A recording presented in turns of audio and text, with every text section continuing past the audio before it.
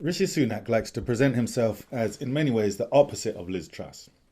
The narrative is essentially that while she was a reckless know-nothing when it came to economic management, he is a steady hand on the tiller, a competent and prudent operator with a background in the pragmatic wielding of policy levers in turbulent times.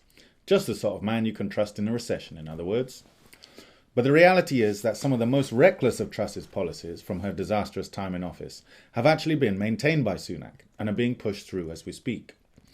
Whilst his 5 pledges to the public 2 weeks ago emphasised dealing with the cost of living crisis, along with, of course, the obligatory messaging about saving the NHS and cracking down on desperate refugees, the actual policies and legislation he is imposing on the country indicates a fanatical commitment to the very worst aspects of Thatcherism.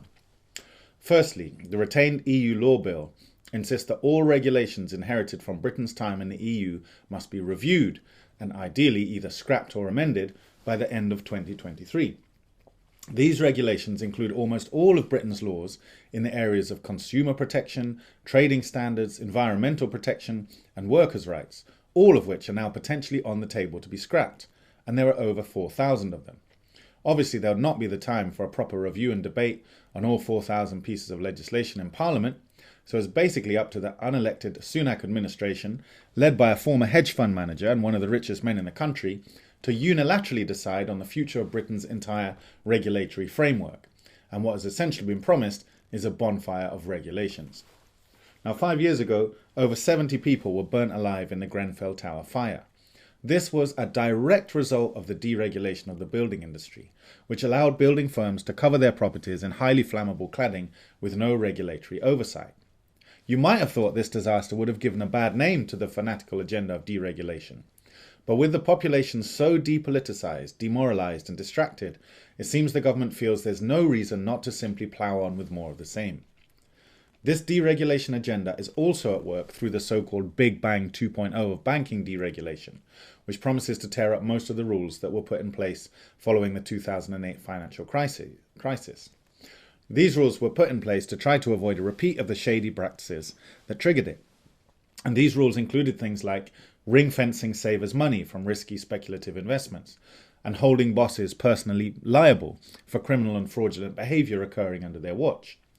These rules, along with another 30 or so, are now all to be scrapped, taking the reins off the ability of financial capital to make risky short-term investments, safe in the knowledge that if they all go sour, the taxpayer will be forced to pick up the bill. Again. By the way, the total losses incurred by the bankers' bailout of 2008 are estimated to still amount to well over £30 billion, money which we are still paying off with interest through tax, and which is being plundered from public services. This new round of deregulation is a direct repeat of Mrs. Thatcher's 1986 Big Bang deregulation of the banking industry, which paved the way for the fraudulent practices which led to the 2008 crash in the first place. Whilst threatening more Grenfells and more crashes, this deregulation agenda will of course be wonderful for the millionaire hedge fund managers and bankers who make up Sunak's social circle. They will be able to cut costs and increase profits, the whole point of deregulation, whilst the ordinary people are left with all the risk, both to their savings, to their public services, and to their very existence. Sunak's friends don't live in high-rises, few of them use public services, and most of them will no doubt keep their savings offshore away from the taxman. In any normal, vaguely functioning democracy, the spectacle of a multi-millionaire hedge fund manager taking power through a palace coup and pushing through policies that directly led to the single biggest loss of life in the country since World War II and to the worst financial crisis in history would be met with an unstoppable resistance on the streets. But here it seems it barely even registers on anyone's consciousness. Before we finish, I just want to note as well that the fake opposition, that is the growing far right, have nothing to say about any of this, funded as they are by the very billionaire class that's benefiting from deregulation. Instead, their role is to displace public anger and attention away from the British state and its very real policy agendas, and instead onto foreign and often Jewish institutions and people such as Klaus Schwab and the World Economic Forum, or George Soros's Open Society Foundation. Just as Hitler did with his focus on Jewish bankers, they take the focus away from the billionaire class as a whole and onto one specific element within that class whose power is then massively exaggerated. The far right, in all its hundreds of slick platforms which are flooding the internet, are literally more interested right now in directing anger onto traffic reduction filters in Oxford than on combating this massive erosion of popular rights. But that is a topic for another time.